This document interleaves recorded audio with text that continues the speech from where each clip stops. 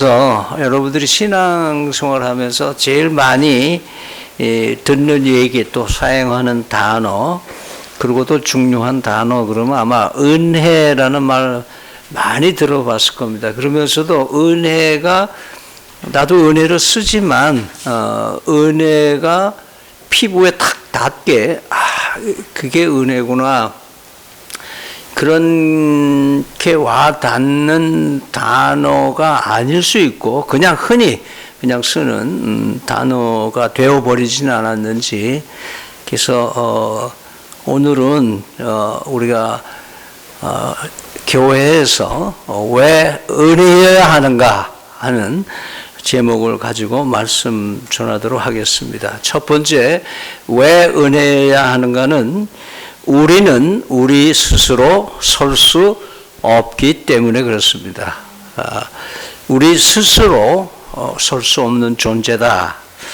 1절에서 3절을 같이 읽겠습니다. 여러분 주보에 보면 있죠. 시작. 그는 허물과 죄로 죽었던 너희를 살리셨도다. 그때 너희는 그 가운데서 행하여 이 세상 풍조를 따르고 공중의 권세 잡은 자를 따랐으니 곧 지금 불순종의 아들들 가운데서 역사하는 영이라. 전에는 우리도 다 그 가운데서 우리 육체의 욕심을 따라 지내며 육체와 마음에 원하는 것을 하여 다른 이들과 같이 본질상 진노의 자녀이었더니. 이 속에서 가장 우리에게 충격적으로 오는 단어는 죽었다라는 표현입니다. 아프다든지 연약하다든지 뭐 고장났다든지 부족하다라고 얘기하는 게 아니고 죽어 있었다 그렇게 얘기를 하겠습니다. 여러분 죽은 사람이 뭘 할 수 있을까요? 스스로 움직일 수도 없고 살려달라고 소리치지도 못하고 또 스스로 살아내기 위해서 뭔가 할 수도 없는 상황. 그래서 바울은 오늘 본문에서 우리의 죽음의 과거, 죽음 상태가 어떤가를 설명하는데 네 가지로 요약을 해주죠. 세상의 풍조를 따랐다. 쉽게 말해서 그냥 세월 흐르는 대로 그냥 자라가면서 뭐 세상이 이렇게 얘기하면 그렇게 흘러가고 저로 가면 저로 가고 그냥 중심 없이 그냥 세상에서 돈을 추구하면 나도 돈을 추구하고 세상에 성공 추구하면 성공 나도 이 학력, 권력 뭘 추구하든지 세상이 추구하는 거를 나도 그냥 그 풍조에 따라서 풍조를 따랐다. 그 다음에 공중의 권세 잡은 자를 따랐다. 이 말은 우리가 세상 풍조를 움직이는 것이 세상 권세를 잡은 이 소위 말해서 악령이 지배하는 세상의 가치대로 살고 있다. 그 다음에는 육체의 욕심을 따라 살았다.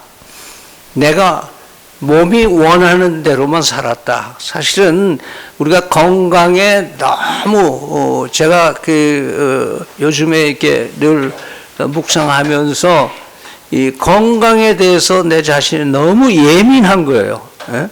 아침에 일어나든지 뭐 잠을 자다든지 뭐 음식을 먹는다든지 그럴 때 내 건강에 대해서 너무 예민한데 이게 혹시 내 육이 원하는 대로 편하게 살려고 하는 건 아닌가 이런 생각을 해볼 때가 있는데 사실은 육체의 욕심 여러분 이생의 자랑과 육체의 욕심을 따라서 살아가는 사람 아담이 열매를 본즉 보암직하고 먹음직하고 육체의 욕구에 굉장히 만족시킬 만한 것이라고 하는 것. 그래서 심리학에서는 사실은 우리 하나님이 인간이 우리에게 욕구를 주신 것은 그만큼 도전을 하기 위해서 생존을 위해서 욕구를 주셨다. 즉 배가 고파야 먹을 거를 찾게 되고 먹을 걸 찾기 위해서 더 머리를 써서 생존해야 되고 뭐 싸워야 할 때는 싸워야 되고 하는 그런 것을 얘기를 하고 있습니다. 그러나 여기서 얘는 육체의 욕심이라고 하는 것은 인간의 생리적인 욕구가 아닌, 즉 욕심이 잉태한 즉 죄를 낳고라는 말씀 많이 들으셨을 텐데, 이때 욕심이 잉태한 즉 죄를 낳고라는 말에 그 욕심은 육체적인 소욕에 아주 자기 이기적인, 자기 만족만을 취하는, 자기만을 위한 욕구를 얘기를 하고 있습니다. 그러면서 본질상 진노의 자녀다. 여러분, 본질상, 나는 본질상 진노의 자녀였다. 뭐 3대에 걸쳐서 우리 신앙의 집안에 태어났다. 뭐 우리는 내가 초대 예수를 믿어가지고 우리 집안이 이렇게 됐다. 어떤 상황에서 우리가 태어났든지 간에 우리는 진노의 자녀로 태어났고 죽음 가운데 태어났다. 다시 말해서 사생하다. 죽은 시체로 있다. 말하자면 우리는 선한 것을 택하고 악한 것을 택할 수 있는 중립적인 존재가 아니다 이거예요. 자주 말씀드리지만은 많은 사람들이 생각할 때는 내가 예수를 믿을까? 예수를 믿지 않을까? 이렇게 해서 내가 중간 상태에 있다고 생각하는 거예요. 그러니까 문제가 없어. 왜냐하면 내가 예수를 믿으면 구원 얻는 거, 믿지 않으면 멸망 가운데 있다 생각하니까 지금은 문제 없다고 생각하는 착각을 하는 거예요.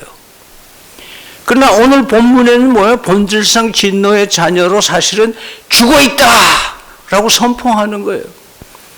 요한복음 3장 16절에서 누구든지 저를 믿으면 영생을 얻고 뭐 하지 않고 멸망치 않고, 그래서 여기는 믿으면 영생이고 믿지 않으면 이미 멸망 가운데 있다.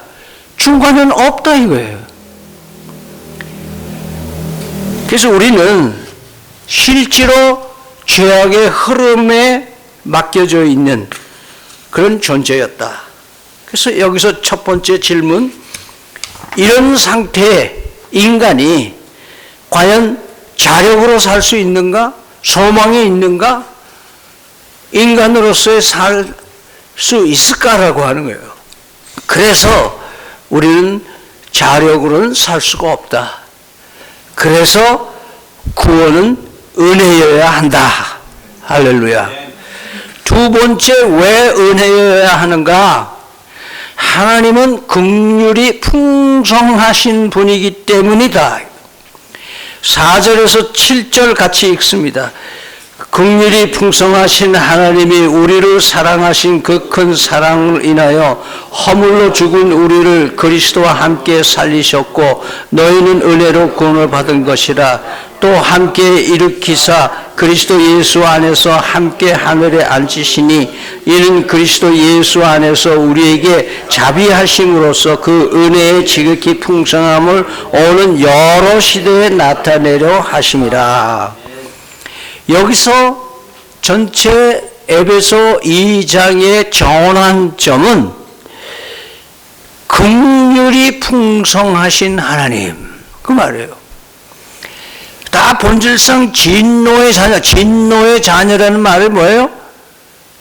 진노받아야 정당한 존재들을 보시는 하나님의 모습은 어떤 모습이냐? 무엇이 풍성하다?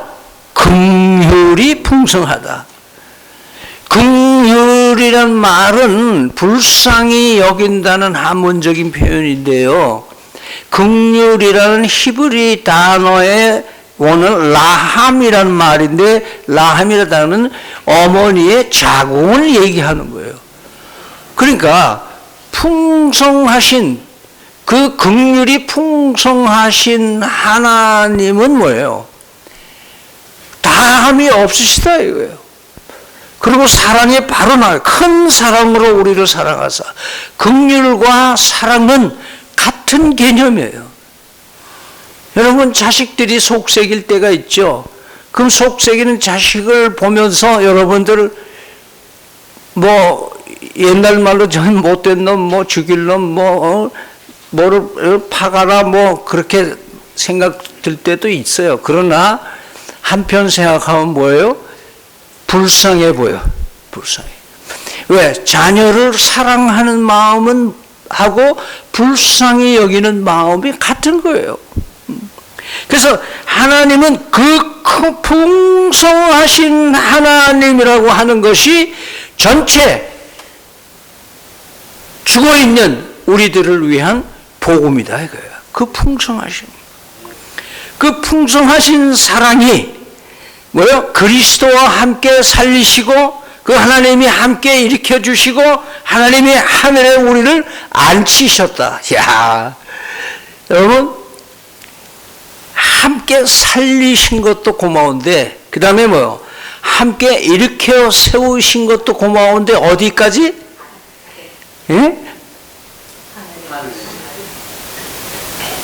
좀 생각하세요. 하늘에 앉게 해주셨다 이 말이에요. 할렐루야. 이 실감 안 나는데 여러분이 그 하늘에 이제 앉아 계실 때가 되면 이 말씀이구나. 할렐루야. 그래서 여기서 중요한 것은 이 세 동사 살리시고 일으키고 앉히시고의 이 동사의 주어가 뭐다? 하나님이 다 같이 하나님이 왜? 긍휼이 풍성하시니까. 불쌍해 저 녀석 보니까. 쟤 보니까 불쌍해. 그 불쌍히 여기는 마음이 풍성해. 다함이 없으셔. 우리가 한 일은 하나도 없잖아요 여러분. 정확히 말하면 아무것도 할 수도 없고 하지도 못하는 상태에 있는 상황에 값 없이 하나님께서 긍휼로 우리를 감싸주시고 살려주시다. 그것이 은혜입니다.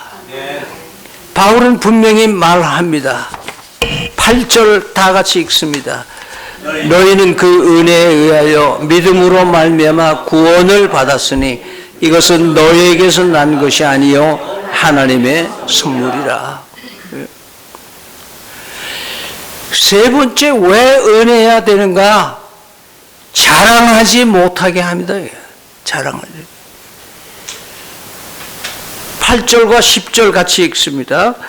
너희는 그 은혜에 의하여 믿음으로 말미암아 구원을 받았으니 이것은 너희에게서 난 것이 아니요 하나님의 선물이라. 행위에서 난 것이 아니니 이는 누구든지 자랑하지 못하게 함이라. 우리는 그가 만드신 바라 그가 그리스도 예수 안에서 선한 의를 위하여 지으심을 받은 자니 이 일은 하나님이 전에 예비하사 우리로 그 가운데서 행하게 하려 하심이라. 아멘. 행위에서 나온 걸 아시죠? 그래서 교회는요 비교의 장소가 아닙니다. 여기서 도토리 키재기 하는 사람은 아주 전능한 믿음이 없는 사람이에요. 우리 교회에서 나는 너보다 좀 낫다, 너보다 더 많이 내가 헌신했다, 너보다 내가 더 오래 봉사했어, 나는 더 깨끗해, 응? 그런 식으로 우리는 교회가 비교의 장소가 되어서는 안 됩니다. 만약 그렇다면 뭐하냐? 은혜가 없는 교회입니다. 그래서 모든 자랑을 무너뜨리고 모든 사람을 동일한 자리에 앉히시는 것이에요. 은혜의 자리입니다. 그냥 은혜요. 뭐 왕년에 내가 뭐 했고 다, 응? 다 은혜요. 다 은혜로 살았다. 그냥 제로였어. 난 한번 따라하세요. 나는 제로였어. 난 제로였어. 뭐 환경이 좋다, 뭐 부모님이 어떻다 뭐 그런 얘기 일체 성경은 얘기를 하지 않아요.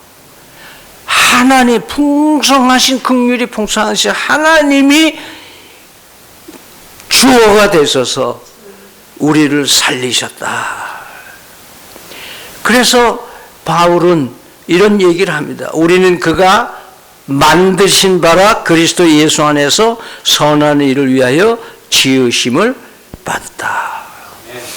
거듭났다는 것은 치유됐다 또는 고침을 받았다, 수리받았다는 것이 아니라 전혀 새롭게 창조되었다. 그 말씀입니다. 내가 그리스도와 함께 십자가에 못 박혀 죽었나니 그 말이에요. 그리스도와 함께 나는 죽었다. 그러나 예수 그리스도를 믿는 그 믿음 안에서 내가 다시 사는 것. 그래서 우리가 교회가 은혜를 중심으로 하는 교회라고 한다면 왜 그러면 우리는 선한 일을 해야 되느냐? 내가 너희를 창조했을 때에는 그리스도 안에서 선한 일을 하라고 내가 너희를 피로 값주고 샀다. 그래서 우리의 행위는, 선한 행위는 구원의 조건이 아니라 구원의 결과인 줄 믿으시길 바랍니다. 그래서 진심으로 예수를 믿고 구원받은 사람은 은혜로 구원을 받았기 때문에 은혜에 합당한 일을 하려고 애를 쓰고 하는 사람인 줄 믿으시길 바랍니다. 네 번째로 왜 은혜여야 하는가? 멀리 있던 자들을 가까이 있게 하기 위하여 그리스도 예수님의 값없이 흘리신 보혈의 피가 있기 때문에 은혜입니다. 11절에서 13절을 읽습니다. 그러므로 생각하라. 너희는 그때에 육체로는 이방인이요 손으로는 육체에 행한 할례를 받은 우리가 칭하는 자들로부터 할례를 받지 않은 무리라. 청함을 받은 자들이라. 그때에 너희는 그리스도 밖에 있었고 이스라엘 나라 밖의 사람이라. 약속의 언약들에 대하여는 외인이요 세상에서 소망이 없고 하나님도 없는 자이더니 이제는 전에 멀리 있던 너희가 그리스도 예수 안에서 그리스도의 피로 가까워졌느니라. 아멘. 은혜는 경계를 허물어 버리는 거예요. 경계를 없애줘요. 여기에 바울은 은혜의 마지막 능력이 뭐냐? 벽을 허물어 버리는 거예요.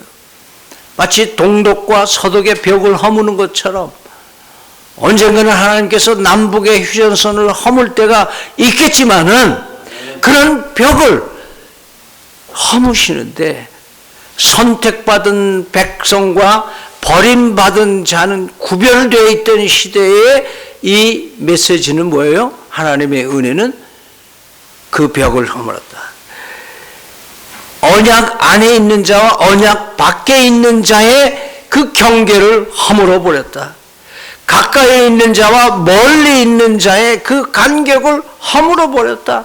그리스도의 밖에 있는 자와 그리스도 안에 있는 자와 그 간격을, 그 경계를 허물어 버렸다.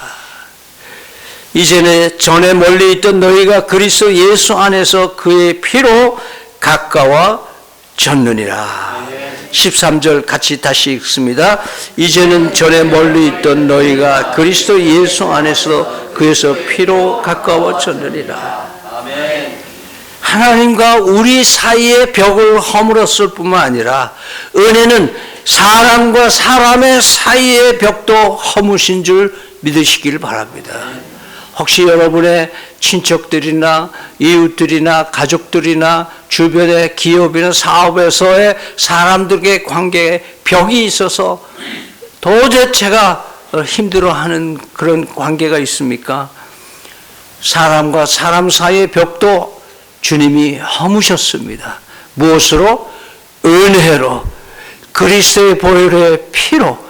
그러니까 우리는 벽이 있어 보이는 사람, 멀리 느껴지는 사람을 향해서 볼 때에 그리스도의 피로 보는 거예요. 그리스도의 보혈의 안경을 끼고 보는 거예요. 그러면 은혜로 그 벽이 허물어지는 것을 체험할 수가 있다. 그래서 교회는 자격 있는 사람들의 모임이 아닙니다. 여러분, 믿음찬 교회 자격 없어요. 없어요. 자격 있는 사람이 모이는 것이 아니라 은혜 입은 사람이 모인 겁니다. 여러분은 은혜 입은 자들입니다. 그래서 여기 있는 거예요. 결론을 내리면서 여러분, 이 앞에 왜 은혜해야 됩니까? 1번 2번 3 4 기도하겠습니다.